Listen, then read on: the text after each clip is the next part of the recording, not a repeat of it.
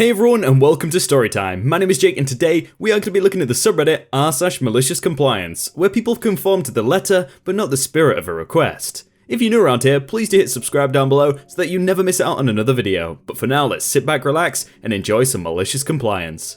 As per the lease, we owe you late fees? Let's check that lease again.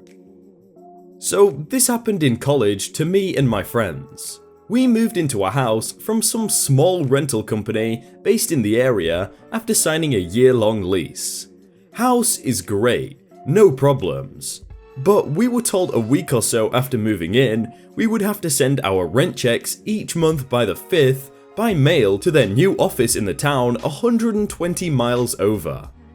Whatever, barely a problem, so we just go with it. For the next 6 months or so, we both mail our rent checks at the same time by the 1st of each month, and never had any problems. Then, one day my friend receives a call from the landlord saying we owe $100+ each in late fees, because 2 months our rent checks came in the mail a day after they were due. They were definitely postmarked at least 3 days before that, but that's not the point. So he says, per the lease, you each owe $50 for each month it is late, and so that is $200 total. And we said, well, it was definitely postmarked multiple days in advance, and it's not our fault the United States Postal Service didn't deliver it on time, and that we had no way to know that it wasn't delivered on time. So how could we be accountable for these fees? He responded with, go read the document. Per the lease, your late fees are stated clearly. You have until next month to pay. Then he hung up. We pulled up our lease, and just as he asked us to, we read it. He was right. Based on all we knew, we owed them $100. Damn. But in a section regarding payment, clearly stated we were to hand deliver our rent checks to their office, which was still addressed to their old office in town. And the address we were supposed to deliver them to was not the one they had us sending our checks to. So we called them back. We looked at the lease, and per the lease, we are not required to send checks to that office, but to this office. Then we said the office that it was. So we will be bringing our checks there from now on, and we'll be not paying any late fees because we technically never even agreed in the lease to mail our checks. The landlord flipped, saying we were being children, that this was unfair, and he was going to get our parents on the phone. He literally said that, despite the fact both of our parents were obviously on our side and we were 20-ish-year-old people. We just said, well, if you want your rent money, we will bring it to the location described in our signed lease, since, as per the lease, you need it delivered there, and we don't feel comfortable mailing them to unknown locations. Inevitably, he buckled. He knew he was at fault, and dropped the late fees and said we wouldn't owe any more late fees ever, so long as the envelope was postmarked on the right day. Every month after that, we waited until the day before to mail them out, ensuring they wouldn't receive their money until at least a couple of days after it was due. We stayed in the house the next year. Aside from this instance, they weren't too bad compared to some other college town landlords. And they changed the lease so it couldn't happen again. Felt good. Honestly, I didn't think people still mailed checks and hand-delivered checks. Can you not just do it all online now? I'm pretty sure everything's online, but maybe I'm just wrong. You want me to finish cleaning so you can leave earlier? Okay. This happened last night at work.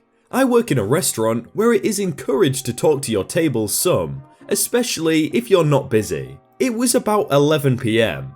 We close at midnight and everyone was rushing to do their assigned side work in order to leave as soon as possible.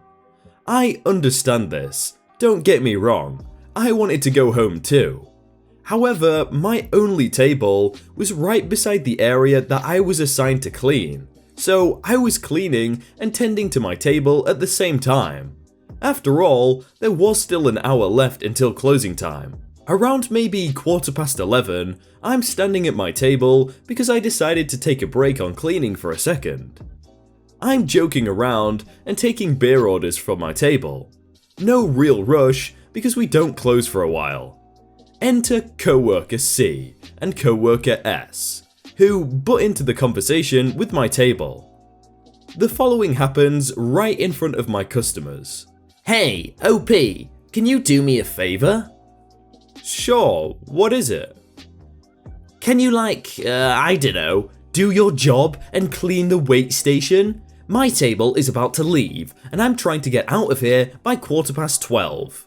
She maintains the fake witch smile the whole time. "Yeah, my table is about to leave too and I want to go home. So, stop standing around and start your side work." I've already started cleaning, I'm just taking my time because we don't close for another 45 minutes, and I have a table. "Can you just finish it so we can go home earlier?" "Sure thing." My co-workers leave, and my table proceeds to talk about how rude and unprofessional they were being. I understand asking someone to do something, but at least ask nicely and don't do it in front of customers like that. I work with the kind of girls who care more about going home sooner than they do about the quality of their customer service.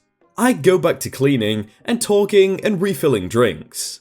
It gets to be about 11:30 and two separate groups of people walk in the door. Here comes the malicious compliance. It's part of our job to seat guests accordingly to the server rotation chart. About 5 people walk in the front door. I go greet the guests and look at the chart. Coworker C and coworker S were next in rotation to be sat. There were 2 separate groups, so I seat both groups in the sections of coworker C and coworker S. They both look visibly upset that they've been sat 30 minutes to close. They had to stop their cleaning to go tend to the new guests, and my guests had just paid their tab and were leaving. Once my guests had left, and I had no more tables, I started cleaning with full attention. I finish up cleaning the wait station around 11:50. I see coworker C carrying food out to her table 10 minutes to close. I wait for her to drop off the food and leave. I go up to her. My side work is done. Yeah, I can understand you wanting to leave soon, but yeah, just don't do it in front of customers because no one wants to hear that. And also I realised they were probably both female and I did a very deep voice for one of them, so yeah, I don't know, maybe she's got a very deep voice. "You want straight A's? Okay mum, I'll get straight A's." This particular incident was back in 8th grade, but my mum's always been competitive about scholastic achievement. I wasn't bad at academics, but saved my competitive streak for more important things like kicking my friends' butts at Street Fighter. Anyway, the morning of the math test, I felt absolutely unwell. The conversation went something like this. "Mom, I don't feel so good. I need to stay home." "No." She's from India. They straight up don't accommodate sick days. Hopefully it's changed since. I tried to explain America is more chill about these things, but somehow it didn't work. So, I sped through the test, handed it in, ran out the door, with permission, and vomited in the first toilet I got to. Yeah, definitely going home for the day. As a result of subpar performance on said test, my grade for the quarter was an A-. Cue mum. "An A- is the same as a B+. You need to do better." I was pretty salty about the situation with the test. So, like any 11-year-old with cable and my own room, I binge-watched Toonami instead of paying attention to my math homework for the rest of the semester. Shockingly, at the end of it, I had a B+. Mum wasn't pleased. Some kind of generic yelling later, I came back with, "It's the same as an A-. Welcome to the communitive property, Mum." I've always heard a lot about how strict Asian parents are, especially Indian parents, because everyone just wants them to do really, really well. Tell me to find another job after asking for a raise? Will do. I started working for a small business when I was 20. Fast forward 5 years, and I'm practically running the place with just the general manager and assistant manager above me. The general manager leaves so the assistant manager takes over naturally. I waited 5 weeks for the owner to promote me to assistant manager. It never came, yet my list of responsibilities grew and grew. We never hired anyone to take on my role, and we never hired anyone to replace another co-worker who had left a few months prior.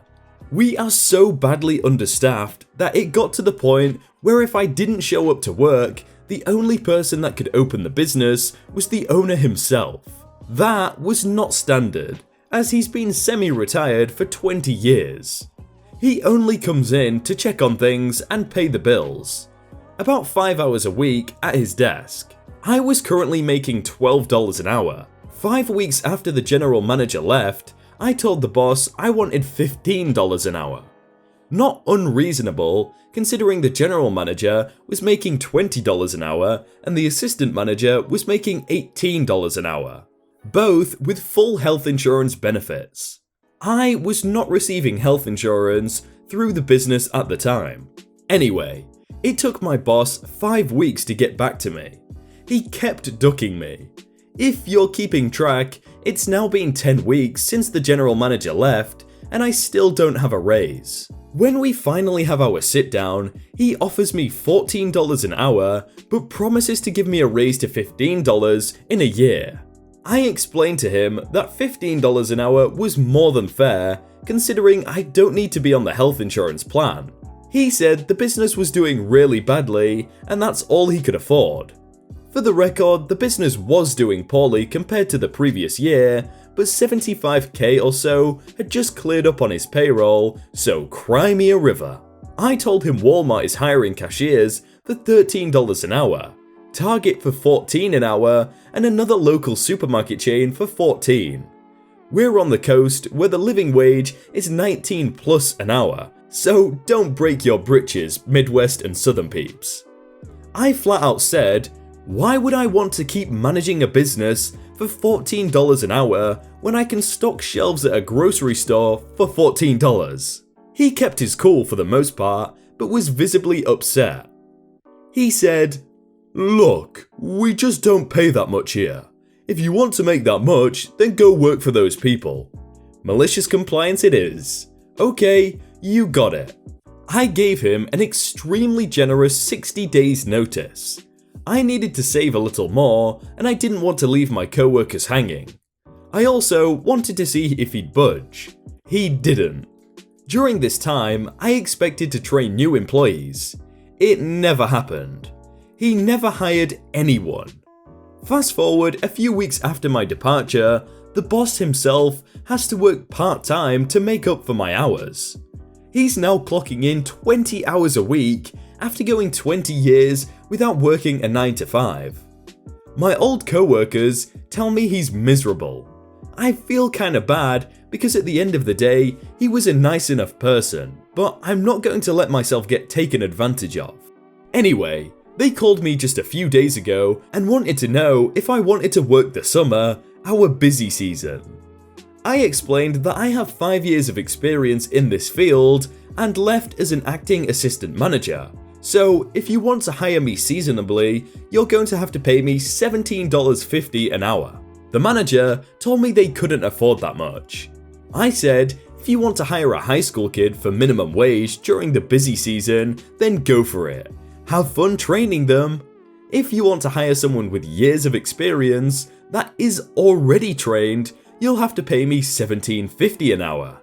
He never got back to me. I'm currently making $18 an hour at another small business. Maybe you shouldn't tell a valuable employee to find another job when they ask for a reasonable raise. Their loss. Surely it's pretty simple. If you can't afford to hire an employee, you're not doing something right in the business. Maybe you need to cut costs elsewhere instead of cutting out the people that actually know how to run the job and get better money for you. Hey, what's up everyone? I just want to really quickly note that I have another channel which I do Reddit videos on. I know it's a different type of style though, so it's more like short stories. If you've already heard of it, it's Fake Jake. It's in the description as my other Reddit channel. But I'm going to play a bit of a clip on screen right now of what kind of content you can expect. So you might like it, you might not, but please do give it a go because I upload daily on there as well. So 2 videos on here, 1 video on there, and then I've also got other channels. But yeah, thank you very much. I'll play some now. Breaking news. Man eats lunch at 11:27 AM. Okay, I think we've peaked on the Mad Lads community. I don't think we can go beyond this. There was an attempt to get to the human. He's just walking around. This is actually so amazing.